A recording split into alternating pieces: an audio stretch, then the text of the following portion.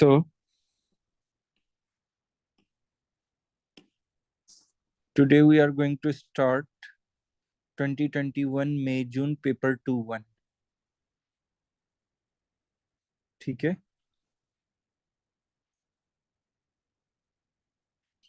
Paper 2-1 attempt कर रहे हैं मई जून 2021 का। एक मिनट प्लीज जरा रखें। Okay, so question number 1, ethane dioic acid has a relative molecular mass of 90. Explain what is meant by the term relative molecular mass। तो आपने molecular mass की यहाँ पे डेफिनेशन प्रोवाइड करनी है, तो आप क्या स्टेट करेंगे?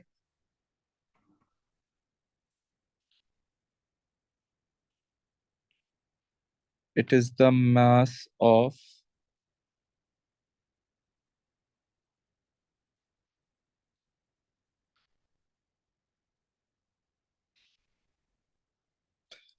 it is the mass of the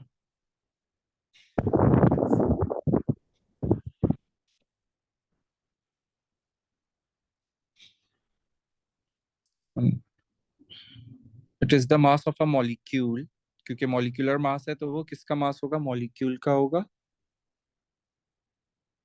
and it is relative which means compared to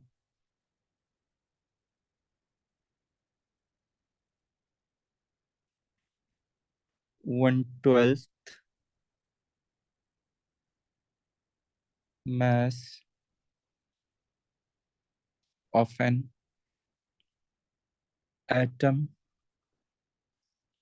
of carbon 12। Sir हमेशा 112 आप 112 भी लिख सकते हैं, नहीं तो इसकी जगह दूसरी स्टेटमेंट ये भी लिख सकते हैं, it is the mass of molecule की जगह it is the average weighted mass of the molecules compare to the carbon 112 mass of atom of carbon 12 की जगह हम ये स्टेट भी कर सकते हैं on a scale on which carbon 12 has exactly 12 units. तो दोनों तरीकों से डेफिनेशन जो है आपकी सही कंसिडर की जाएगी। ठीक है, क्लियर है अब्दुल्ला? जी। Okay, state the empirical formula of ethane dioic acid. तो अगर आप मॉलिक्यूलर फॉर्मूला देखें तो क्या हो रहा है? There are 2 hydrogens, there are 2 carbons and 4 oxygen. तो अगर मैं इसको सिंप्लीफाई करूं तो इट वुड बी HCO2 और CO2H, किसी भी तरह आप लिख दें। सो HCO2, ये क्लियर है सबको?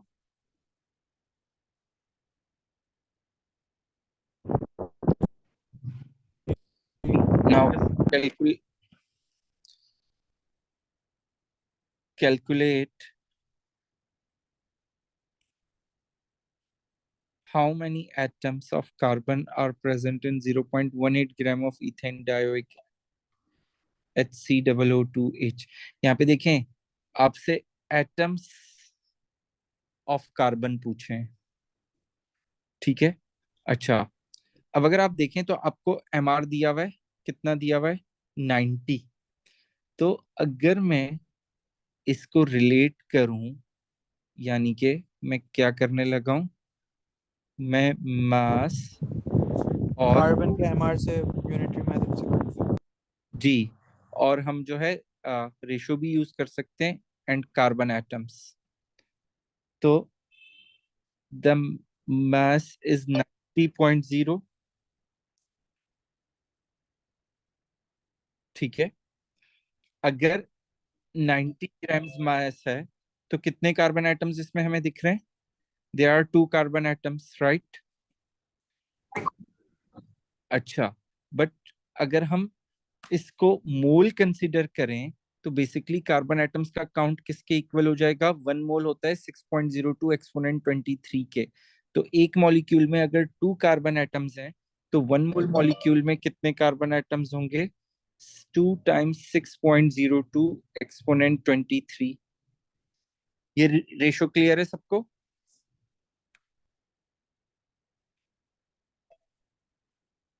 जी। नहीं सर, मोल्स के उससे क्यों मल्टीप्लाई? इसलिए क्योंकि देखें, यहाँ पे आपको 90 दिया हुआ है, क्या इसका कोई यूनिट है? नहीं। इसका मतलब है ये मास है 1 मॉलिक्यूल का। ठीक है। बट अगर मैं इसको 90 ग्राम्स अज्यूम करूं तो ये मास किसका हो जाएगा? 1 मोल का। और 1 मोल में कितने पार्टिकल्स होते हैं? 6.02 एक्सपोनेंट 23 पार्टिकल्स होते हैं। क्योंकि सही है। यहाँ पे आपसे ग्राम्स पूछे हुए हैं तो इसका मतलब है यहाँ पे जो मैंने 90 यूज किया है ये बेसिकली मैंने ग्राम्स यूज किया है। बल्कि आप इसको इस तरह कर लें कि आप यहाँ पे 90.0 ग्राम्स कर लें। तो अगर 90 ग्राम्स होगा तो इसका मतलब है कि इथेन डायोइक एसिड के 1 मोल हैं, और अगर 1 मोल हैं तो इसका मतलब है कितने मॉलिक्यूल्स हैं? 6.02 एक्सपोनेंट 23 मॉलिक्यूल्स हैं। तो एक मॉलिक्यूल में अगर 2 कार्बन एटम्स हैं तो 6.02 एक्सपोनेंट 23 में 2 × 6.02 एक्सपोनेंट 23 कार्बन एटम्स होंगे। तो ये मुझे रेशो मिल गया। अब अगर मैं यहाँ पे ये यूज करूं कि 0.18 ग्राम्स अगर मेरे पास मास है तो कितने कार्बन एटम्स होने चाहिए उसमें? एक्स। तो आपको एक्सप्रेशन मिल गई। आप एक्स कैलकुलेट करने के लिए क्या करेंगे? 0.18 times 2 times 6.02 exponent 23 divided by 0.18। जरा सॉल्व करें और बताएं क्या आंसर आ रहा है। 2.4 into 10 exponent 21। Sir divide by 90 होगा ना? हाँ, 90 होगा बिल्कुल, वो divided by sir 90। Answer 2.4 into 10 exponent 21 है। 2.4 into 10 exponent 24। 21। 21, सॉरी।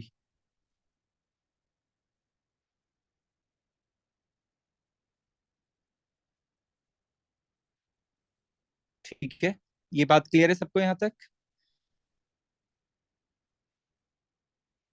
जी, अगर किसी को यहाँ तक कोई डाउट है तो जी। प्लीज पूछ लीजिए।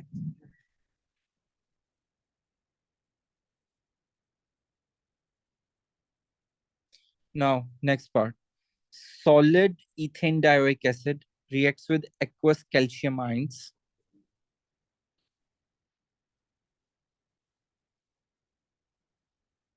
and ethane dioic acid is HO2C CO2H। इसकी स्टेट क्या है? सॉलिड है। To make a precipitates of calcium ethane dioate, here we have a formula. CaC2O4 breaks down when heated to form calcium oxide, carbon dioxide, and carbon monoxide. Construct an equation to represent the reaction of calcium ethane dioate when heated. Include state symbols. तो एक minute, इस compound की state क्या होगी? CaC2O4।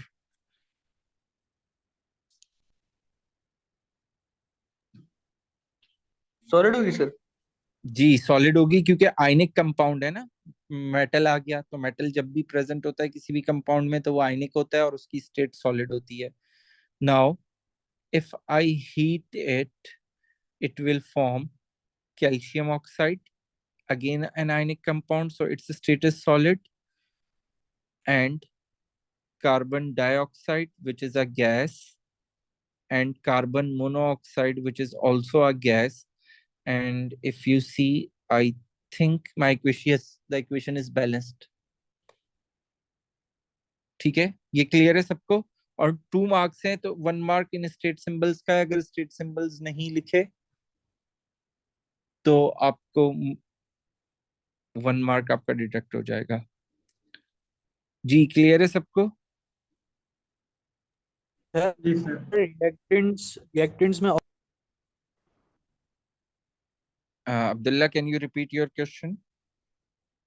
मैं बोल रहा हूँ कि रिएक्टेंट्स में ऑक्सीजन शो नहीं करेंगे। नहीं, उन्होंने क्या कहीं पे बोला हुआ है कि कंबस्शन हो रही है या ऑक्सीजन से रिएक्ट कर रहा है? नहीं। उन्होंने सिंपली देखें क्या बोला है, heat. Break down when heated. तो इसका मतलब है it is just only this thing, there must be no oxygen. अगर ऑक्सीजन होता तो वो आपको क्या बोला होता, या तो डायरेक्टली बोला होता कि it is reacting with oxygen, otherwise बोला होता it is reacting with air, और अदरवाइज बोला होता कि कंबस्शन हो रही है। सही है। Next part, identify the type of reaction which occur when calcium carbonate is heated. जी तो कौन सा रिएक्शन हो रहा है? ऐसे रिएक्शन को क्या कहा जाता है जिस रिएक्शन में एक रिएक्टेंट हो और वो ब्रेक होके और कंपाउंड्स बना ले और हीट थर्मल करने। डिकम्पोजिशन। जी गुड, थर्मल डिकम्पोजिशन, क्योंकि हीट करने पे डिकम्पोज हो रहा है। तो हम इसे क्या कह सकते हैं? थर्मल डिकम्पोजिशन कह सकते हैं।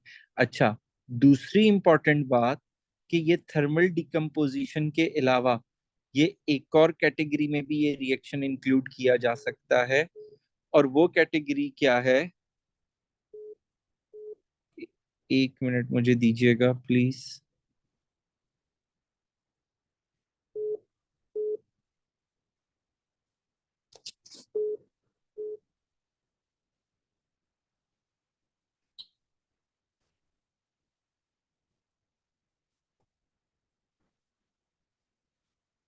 हाँ, ओके ओके ओके।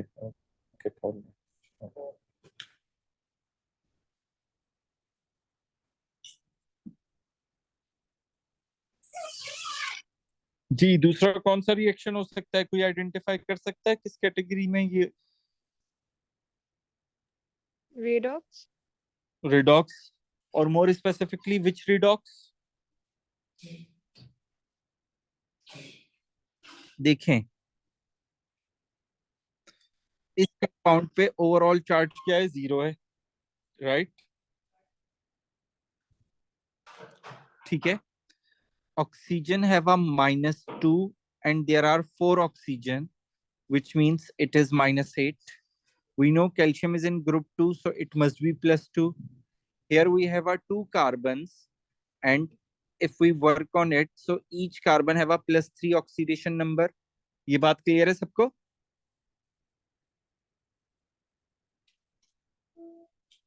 जी, एक कार्बन का ऑक्सीडेशन नंबर इस वक्त क्या है? +3 है। ये पॉइंट क्लियर है या नहीं? जी जी सर, क्लियर है। ओके, अगर स्टिल किसी को कोई कंफ्यूजन हो तो पूछ लीजिएगा। यहाँ पे ओवरऑल चार्ज 0 है, ऑक्सीजन का -2 होता है, 2 ऑक्सीजन है, जिसकी वजह से ऑक्सीजन का ओवरऑल चार्ज -4 हो जाएगा, तो और इस कार्बन का चार्ज क्या हो जाएगा? +4, राइट? इधर भी ओवरऑल चार्ज 0 है, oxygen is -2, which means carbon is +2। तो देखें, 2 कार्बन जो हैं उनमें से एक कार्बन +3 से +4 में कन्वर्ट हो रहा है, विच मीन्स ऑक्सीडेशन हो रही है। ठीक है, और दूसरा कार्बन +3 से +2 में कन्वर्ट हो रहा है, विच मीन्स रिडक्शन हो रही है। सो a single species is undergoing oxidation as well as reduction. This kind of redox reaction is called disproportionation. तो ये दोनों टाइप्स में कैटेगरी में ये वाला रिएक्शन लाई करता है। तो इस बेसिस पे we can write any one of the answer, इधर I can write thermal decomposition और I can write disproportionation. Clear हो गया सबको?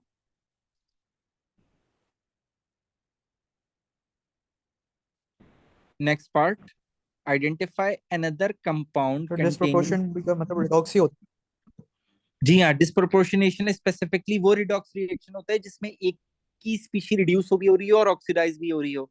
वरना नॉर्मली रिडॉक्स में क्या होता है कि फॉर एग्जांपल जो जिसको हम रिडॉक्स बोलते हैं उसमें ए और बी फॉर एग्जांपल दो रिएजेंट्स हैं, तो एक ऑक्सीडाइज हो रहा है और तो दूसरा रिडॉक्स हो रिड्यूस हो रहा है, तो है। That is redox. ठीक है। बट अगर एक ही स्पीशी दो, फॉर एग्जाम्पल यहाँ पे इसका चार्ट 0 है, यहाँ पे वो एक उसने +1 आइन बना लिया और एक -1 आइन बना लिया, तो इसका मतलब है ये ऑक्सीडाइज भी हुआ और ये रिड्यूस भी हुआ। तो अगर एक ही स्पीशी ऑक्सीडाइज भी हो रही हो और रिड्यूस भी हो रही हो तो वो क्या कहलाता है? ऐसा रिडॉक्स रिएक्शन डिस्प्रोपोर्शनेशन रिएक्शन कहलाता है। सही है। Okay, so identify another compound containing calcium ions which will also produce carbon dioxide and calcium oxide when it is heated। ये आप लोग ओ लेवल से पढ़ते आ रहे हैं। ठीक है। It's metal carbonate. तो अगर कैल्शियम कंपाउंड मुझे चाहिए तो it means it must be calcium carbonate. और अगर मैं कैल्शियम कार्बोनेट को हीट करूंगा तो मुझे कैल्शियम ऑक्साइड भी मिलेगा और कार्बन डाइऑक्साइड भी मिलेगी।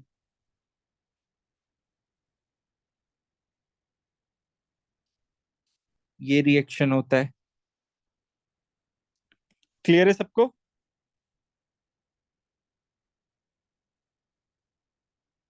तो यहाँ पे उन्होंने आपसे रिएक्शन नहीं पूछा, आपने उस कंपाउंड को आइडेंटिफाई करने को कहा है।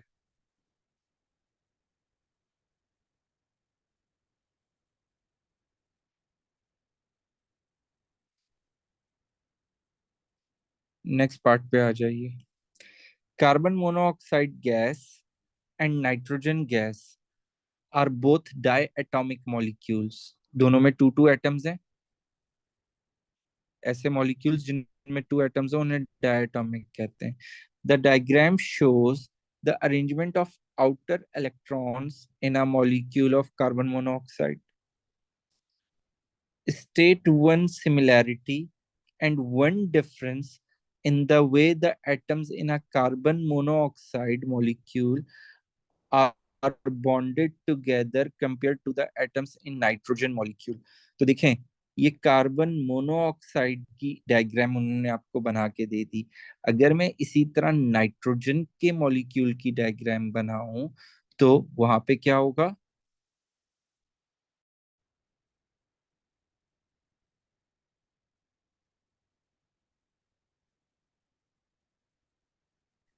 सर कार्बन मोनोऑक्साइड में डेटिव बॉन्डिंग हो रही है ना? जी बिल्कुल।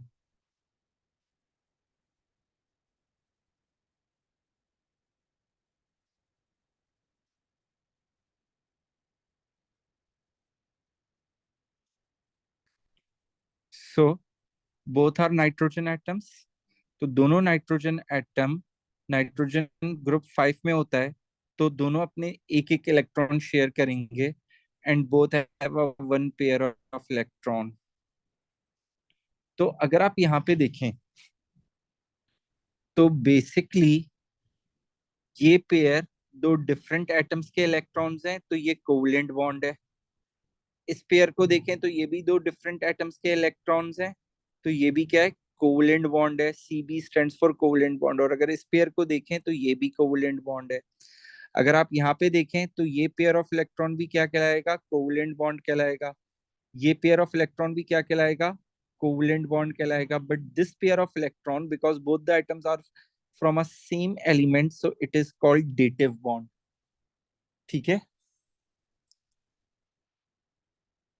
अच्छा, अगर सिमिलैरिटी की बात की जाए तो एक सिमिलैरिटी हमें क्या नजर आ रही है? कार्बन मोनोऑक्साइड में भी ट्रिपल बॉन्ड है और नाइट्रोजन में भी ट्रिपल बॉन्ड है। So this is the similarity. So I can right both carbon monoxide and nitrogen have triple bond. तो हमने एक सिमिलैरिटी स्टेट कर दी। ये बात क्लियर है सबको?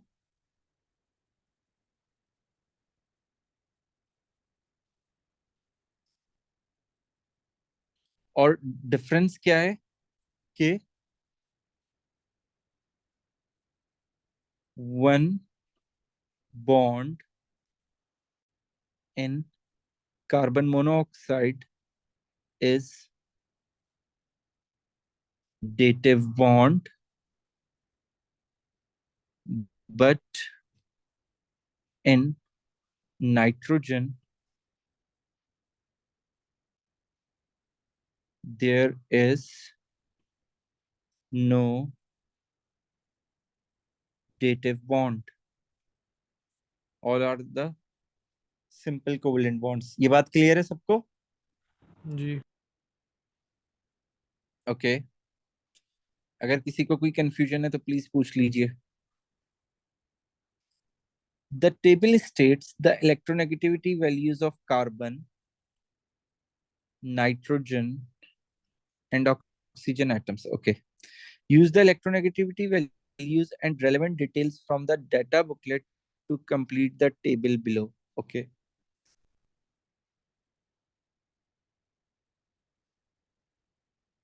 अच्छा जी. तो पहले पार्ट में उन्होंने क्या बोला है? नंबर ऑफ इलेक्ट्रॉन्स पर मॉलिक्यूल.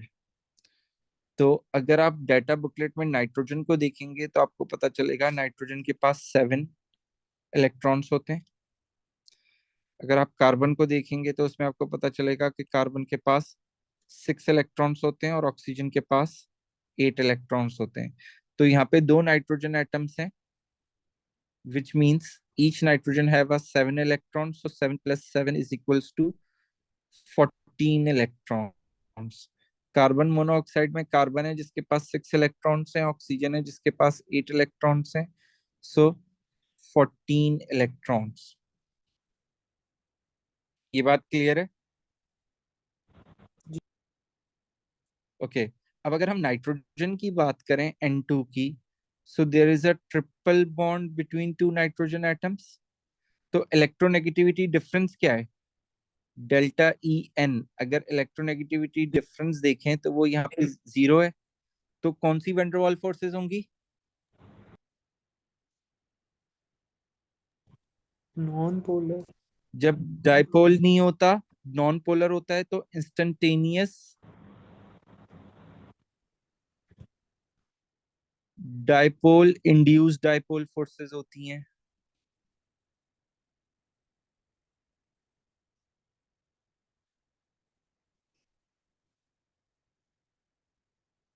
ठीक है. अगर हम यहाँ पे देखें तो कार्बन और ऑक्सीजन का ट्रिपल बॉन्ड है, और अगर मैं इलेक्ट्रोनेगेटिविटी डिफरेंस निकालूं तो carbon is 2.5 and oxygen is 3.5. तो 1 का डिफरेंस आ रहा है. It means it's a polar, और जो भी पोलर मॉलिक्यूल्स होते हैं उनमें क्या होता है? परमानेंट डाइपोल डाइपोल फोर्सेस होती हैं.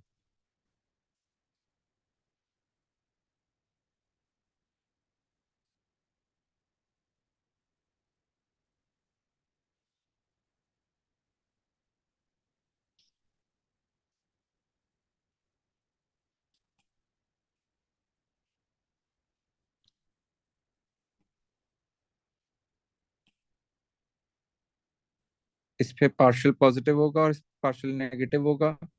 तो it have a dipole, that's why permanent dipole dipole forces, and both are of same elements, so there is a no dipole in this molecule, hence instantaneous dipole induced dipole forces of attraction. Is this clear to everyone? जी सबको clear है? जी sir. जी Nitrogen is less reactive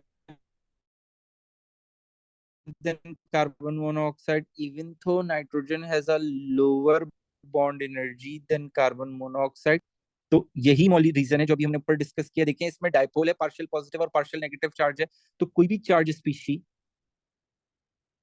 जिसपे एक charge होगा वो इसकी तरफ इजीली अट्रैक्ट हो सकती है और ये फौरन से उससे रिएक्ट कर सकता है. जबकि नाइट्रोजन में कोई डाइपोल नहीं है, तो इसकी वजह से नाइट्रोजन जो है कोई किसी भी पॉजिटिव चार्ज, किसी भी चार्ज स्पीशी को अपनी तरफ इजीली अट्रैक्ट नहीं कर सकता, इसलिए उसकी रिएक्टिविटी क्या है? कम है. तो यहाँ पे मैं क्या स्टेट करूंगा कि CO as a net dipole. हाँ, CO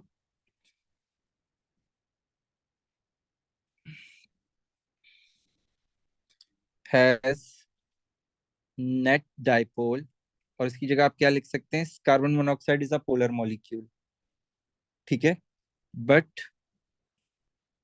nitrogen has no dipole. Is it clear to everyone?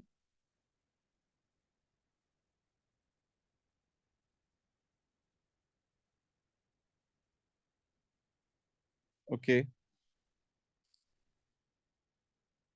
Both carbon monoxide and nitrogen are gases at room temperature and pressure. They both behave like ideal gases under certain conditions. State two conditions necessary for these two gases to approach ideal gas behavior. Ideal gas behavior कब होगा? जब molecules are further apart and there is a negligible force of attraction between them. तो molecules को अगर हमें furthest apart करना है, so उसके लिए हमें क्या चाहिए? We have to lower the pressure, because जितना प्रेशर लो होगा उतनी ही जो है मॉलिक्यूल्स दूर होंगे. और सेकंड कंडीशन क्या है? High temperature. जितना टेम्परेचर हाई करेंगे उतने ही मॉलिक्यूल्स की एनर्जी ज्यादा होगी और वो एक दूसरे से उतने ही दूर चले जाएंगे. तो प्रेशर लो हो तब भी और टेम्परेचर हाई हो तब भी, ये दोनों केसेस अगर ये दोनों कंडीशंस अप्लाई होंगी तो कोई भी गैस आइडियल बिहेवियर अप्रोच करेगी. Is this clear to everyone? जी. Next part. Explain why nitrogen behaves more like an ideal gas than carbon monoxide does at 20 degree Celsius and 101 kilopascal. इसका answer कौन मुझे दे सकता है? सर वही ऊपर वाला है क्या?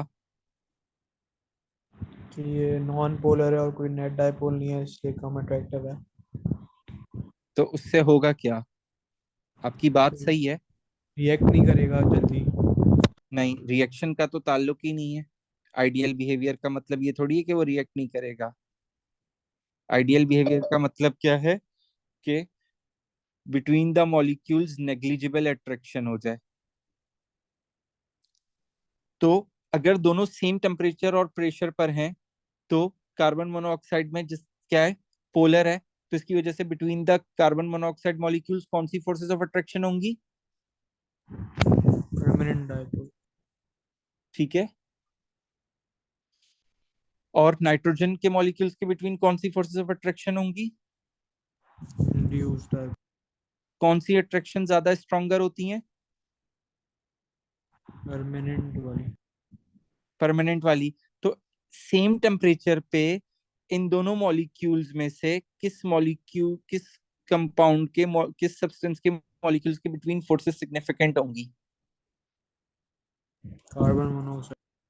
तो जब जब वो सिग्निफिकेंट होंगी तो उसका आइडियल बिहेवियर क्या हो जाएगा? लेस हो जाएगा. और नाइट्रोजन के मॉलिक्यूल्स के बिटवीन इनसिग्निफिकेंट है, लेस सिग्निफिकेंट है, इसलिए वो मोर आइडियली बिहेव करेगा. सही है. जी, बाकी सबको भी ये बात क्लियर है?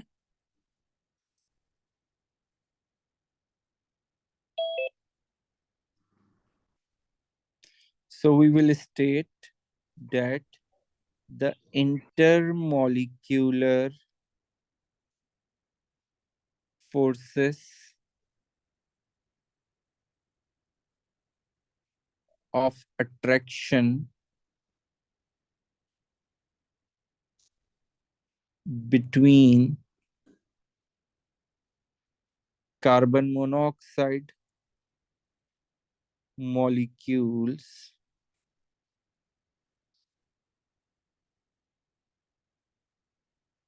are more significant, और ये जितनी ज्यादा सिग्निफिकेंट होंगी उतना बिहेवियर नॉन आइडियल होगा. और जितनी negligible intermolecular forces of attraction होंगी उतना जो है आइडियल बिहेवियर होगा. ये बात यहाँ तक क्लियर है सबको? जी सर.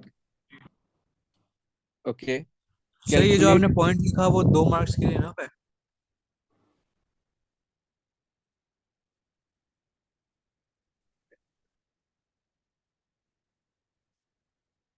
वन मिनट, हाँ। हमें इससे पहले ये एक ही मार्क देगा, सही है, आप सही कह रहे हैं। तो हमें इससे पहले एक स्टेटमेंट और देनी चाहिए, और वो स्टेटमेंट इनकी नेचर होगी कि CO is polar, so the intermolecular forces between CO molecules are more significant. ठीक है।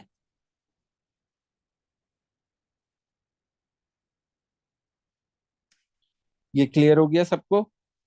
जी सर। नेक्स्ट पार्ट पे आ जाइए।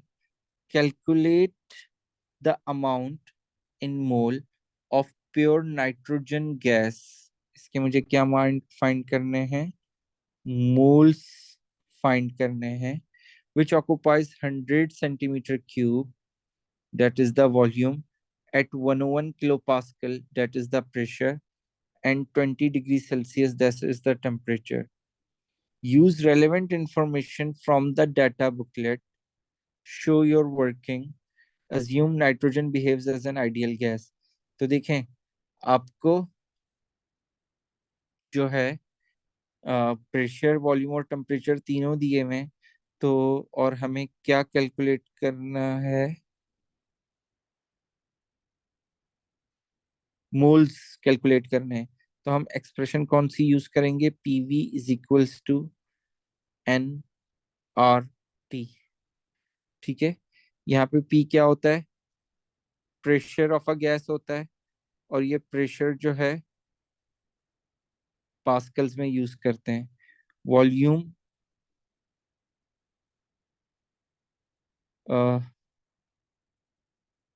सॉरी, वॉल्यूम सर जो हमें है ये तो हम, पता है कि रूम टेम्परेचर पे 24 डेसीमीटर क्यूब गैस होती है ना, तो हम उससे ही निकालेंगे मोल्स। नहीं, उससे नहीं निकालेंगे, क्योंकि क्या ये रूम टेम्परेचर है?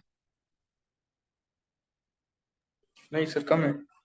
कम है, तो इसीलिए हम उस वो रेशो यूज ही नहीं कर सकते। वो रेशो ये तब यूज करते जब इन्होंने ये बोला होता कि अंडर रूम कंडीशंस और अंडर स्टैंडर्ड कंडीशंस, तो हम ये अज्यूम कर लेते कि 1 मोल 24 DM क्यूब ऑक्युपाई कर रही है। बट जब स्टैंडर्ड कंडीशंस प्रोवाइडेड नहीं है और आपको उससे वेरी जो है टेम्परेचर दिया हुआ है, उससे डिफरेंट टेम्परेचर दिया हुआ है, तो फिर आप जो है PV is equals to NRT की एक्सप्रेशन यूज करेंगे। ठीक है। मोल ठीक है sir. R is a gas constant and T is temperature, जो कि हमेशा केल्विन में लिया जाता है। तो मेरी एक्सप्रेशन वैसे क्या बन जाएगी? मुझे मोल्स निकालने हैं, तो PV over RT। So the pressure is 101 kilopascal, so I have to multiply it by 1000 to convert into pascals, then multiply by volume, जो कितना है? 100 सेंटीमीटर क्यूब है, डिवाइडेड बाय R की वैल्यू आपको डाटा बुकलेट से मिल जाएगी। Sir volume को भी कन्वर्ट करना। जी हाँ, वॉल्यूम को, यस सॉरी। तो सेंटीमीटर क्यूब है, तो मुझे मीटर क्यूब में कन्वर्ट करना है। तो मीटर क्यूब में कन्वर्ट करने के लिए मैं क्या करूंगा? एक्सपोनेंट -2। -6।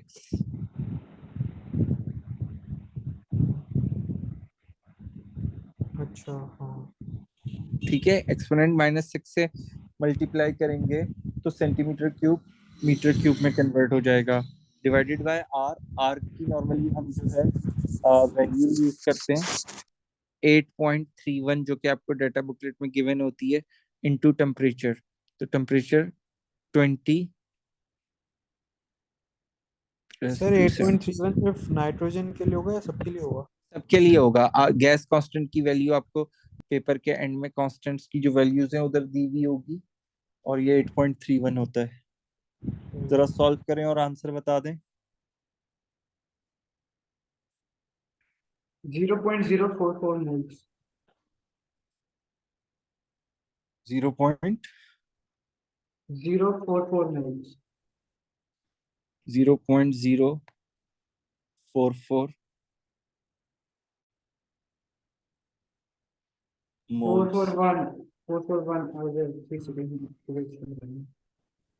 और ये 0.004 तो नहीं है भाई? नहीं सर।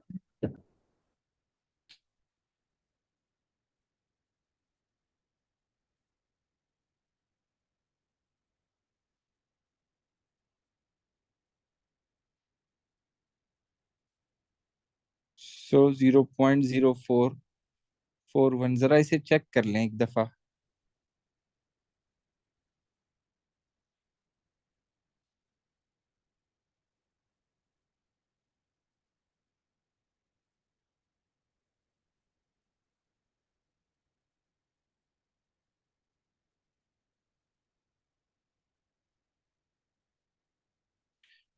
जी यहाँ तक क्लियर है सबको?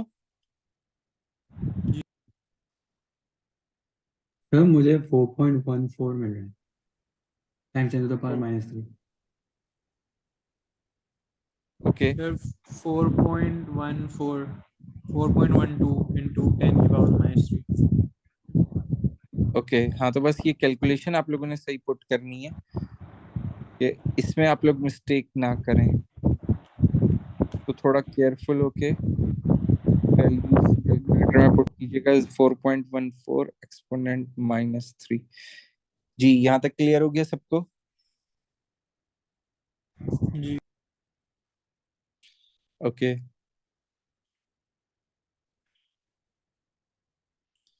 Sodium halide salts react with concentrated sulfuric acid at room temperature. Write an equation to represent the reaction of sodium chloride with concentrated sulfuric acid. तो अगर आप ये रिएक्शन रिकॉल करें तो NaCl जब सल्फ्यूरिक एसिड से रिएक्ट करता है, so it will displace the hydrogen ion, NaHSO4 हो गया, and we get HCl.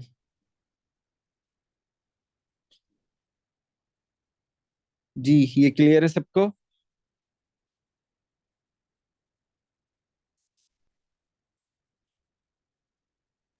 Ji Name this type of reaction. तो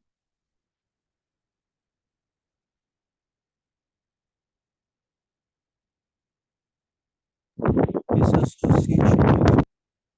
नो, डिसोसिएशन में दो मॉलिक्यूल्स नहीं होते। ये देखें यहाँ पे दो हाइड्रोजन थे, एक हाइड्रोजन डिस्प्लेस हो गया।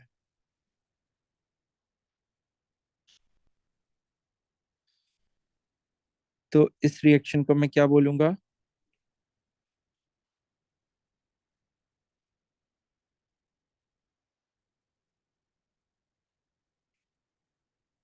डिस्प्लेसमेंट। डिसोसिएशन में 1 से 2 में कन्वर्ट होता है या ज्यादा? दोबारा बोलिएगा अब्दुल्ला। डिसोसिएशन में 1 से ज्यादा में कन्वर्ट होता है। हाँ, डिसोसिएशन ब्रेकिंग होती है ना, तो एक सब्सटेंस एक से ज्यादा में ब्रेक हो रहा होता है आयंस में, तो हम उसे डिसोसिएशन बोलते हैं।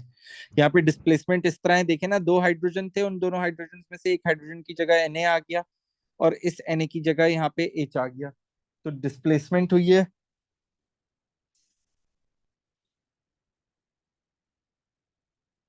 क्लियर है ये बात? और दूसरा, हम इस रिएक्शन को एसिड बेस रिएक्शन भी कंसिडर कर सकते हैं, क्योंकि जो एसिड है सल्फ्यूरिक एसिड वो अपना एच लूज कर रहा है, तो इसलिए ये एसिड बेस भी कंसिडर किया जा सकता है।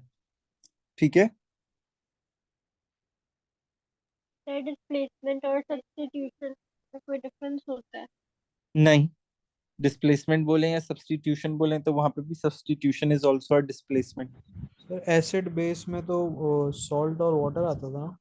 तो यहाँ पे भी तो देखे ना, सॉल्ट और वाटर ही तो सॉरी वाटर नहीं बन रहा, मगर सॉल्ट्स फॉर्म हो रहे हैं।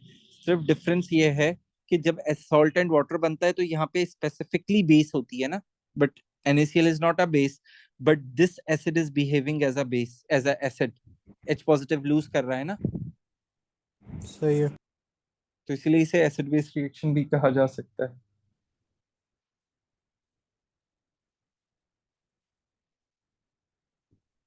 Next part, NaI reacts with concentrated sulfuric acid at room temperature to form steamy fumes। और वो steamy fumes किसके बनेंगे? HC, सॉरी, अब किसके बनेंगे? HI के बनेंगे। ठीक है, जिस तरह यहाँ पे ये HCl बेसिकली steamy fumes देता है। तो जब मैं NaI को H2SO4 से रिएक्ट करवाऊंगा तो what I will get NaHSO4 and HI, and this HI gives me the steamy fumes। तो यहाँ पे आप सिंपली हाइड्रोजन आयोडाइड या HI लिख सकते हैं। ये क्लियर है सबको?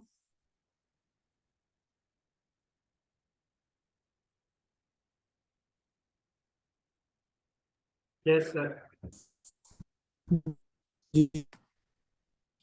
The reaction of NaI with concentrated sulfuric acid continues forming several other products। यानी कि वो वाइट फ्यूम्स के बाद, वो स्टीमी फ्यूम्स के बाद स्टॉप नहीं होता, बल्कि further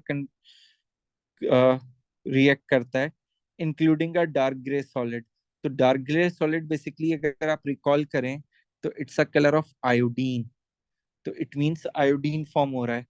identify the chemical responsible for the dark grey solid and one other product of this further reaction. तो अगर आयोडीन फॉर्म हो रहा है तो उसकी वजह से अब डार्क ग्रे सॉलिड मिलेगा, तो इधर तो मैं I2 लिख दूंगा। अब वो उसके अलावा आपसे क्या पूछ रहे हैं? दूसरी प्रोडक्ट क्या होती है? तो बेसिकली होता क्या है, यहाँ पे मैं आप लोगों को बताता हूँ। देखें, जब सोडियम आयोडाइड H2SO4 से रिएक्ट करता है तो फर्स्ट स्टेज में ये दोनों रिएक्ट करने के बाद क्या बनाते हैं? NaHSO4 बनाते हैं और HI बनाते हैं। ये जो HI बन गया, ये HI फर्दर सल्फ्यूरिक एसिड के साथ दोबारा रिएक्ट करता है और आयोडीन में कन्वर्ट होता है। ठीक है, यहाँ पे और क्या पॉसिबिलिटी है? अ,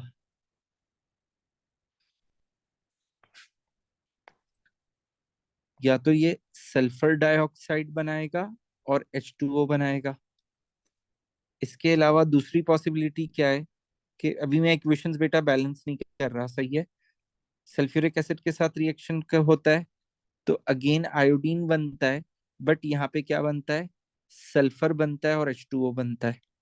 एक और पॉसिबिलिटी इस रिएक्शन की ये है कि जब ये HI सल्फ्यूरिक एसिड के साथ रिएक्ट कर रहा है तो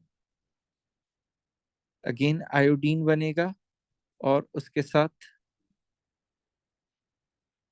H2S गैस बनेगी और वाटर बनेगा। ठीक है, तो ये तीन पॉसिबिलिटीज हैं। तो एक प्रोडक्ट तो हमने आइडेंटिफाई कर ली, आयोडीन, जो कि सब में कॉमन है। ठीक है, दूसरी प्रोडक्ट के बारे में पूछ रहे हैं, तो दूसरी प्रोडक्ट आप यहाँ पे क्या लिख सकते हैं? You can write any of these. आप सल्फर लिख दें या फिर आप जो है H2S लिख दें, और थर्ड आपके पास SO2 की भी पॉसिबिलिटी है। ये बात यहाँ तक क्लियर है सबको?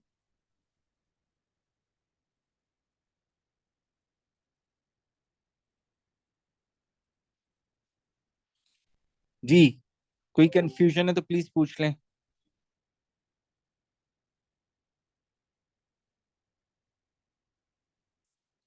Okay, explain the differences in observation at room temperature when NaI reacts with concentrated sulfuric acid compared to those for NaCl। देखिए, NaCl में जब ये रिएक्शन हुआ, ये रहा, तो ये HCl फर्दर रिएक्ट नहीं कर रहा, बट जो HI फॉर्म हुआ है वो फर्दर रिएक्ट कर रहा है। तो वो क्या कह रहे हैं कि ये जो डिफरेंस आ रहे हैं ऑब्जर्वेशन में, इसका रीजन बताएं। तो देखें, यहाँ पे जो मैंने आपको इक्वेशन दिखाई है, इसमें आयोडीन पे चार्ज क्या है? -1, और यहाँ पे आयोडीन पे चार्ज क्या हो गया? 0 हो गया, क्योंकि एलिमेंट है। तो -1 से 0 यानी कि चार्ज बढ़ रहा है, तो इट मींस ऑक्सीडेशन हो रही है, और ऑक्सीडेशन होने का मतलब क्या है? ये HI क्या है? It is a reducing agent. अच्छा, यही केस यहाँ पे भी होता कि ये जो HCl फॉर्म हुआ है, ये HCl जो है, then this HCl when start try to react with sulfuric acid, actually no reaction occur, तो कोई भी रिएक्शन नहीं होगा। ठीक है, तो अगर ये भी रिड्यूसिंग एजेंट है तो मैं यहाँ पे ये कमेंट कर सकता हूँ कि जो HCl रिड्यूसिंग एजेंट है वो वीकर है, और HI जो रिड्यूसिंग एजेंट है वो जो है स्ट्रॉन्गर है। ठीक है, ये बात क्लियर है सबको? तो explain the difference in observations. तो हम यहाँ पे क्या लिख सकते हैं कि जो आयोडाइड आयंस हैं,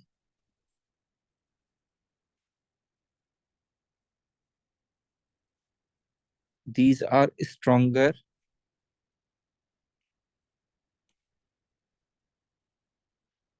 reducing agent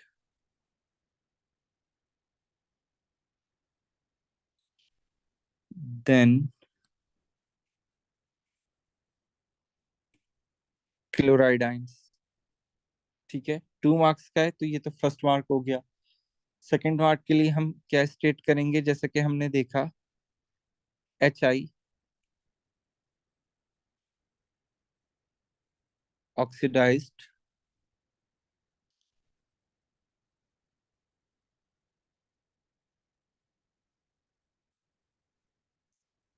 एंड बल्कि बट लिखें HCl is not oxidized, क्योंकि वहां पे वो फर्दर रिएक्शन करके क्लोरीन नहीं बना रहा। ये बात यहाँ तक क्लियर है सबको?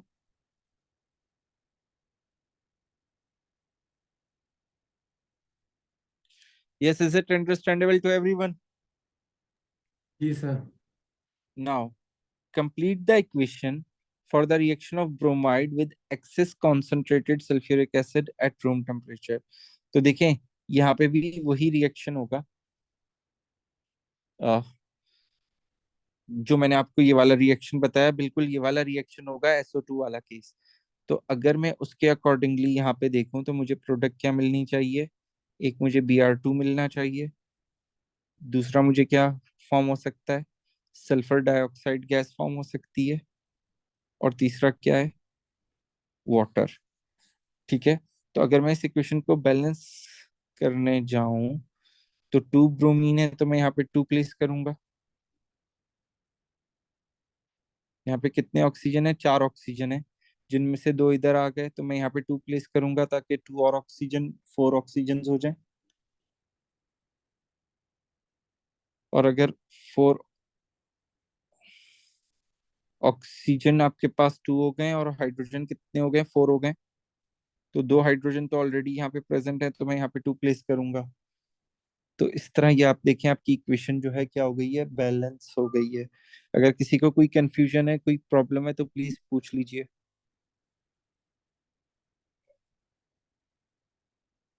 जी, सबको क्लियर है? तो यहाँ पे हमारे 3 क्वेश्चंस कंप्लीट हो गए। नाउ क्वेश्चन नंबर 4 ऑनवर्ड्स हम स्टार्ट करेंगे। क्वेश्चन नंबर 4 के कितने मार्क्स हैं? 9। Then we have question number 5,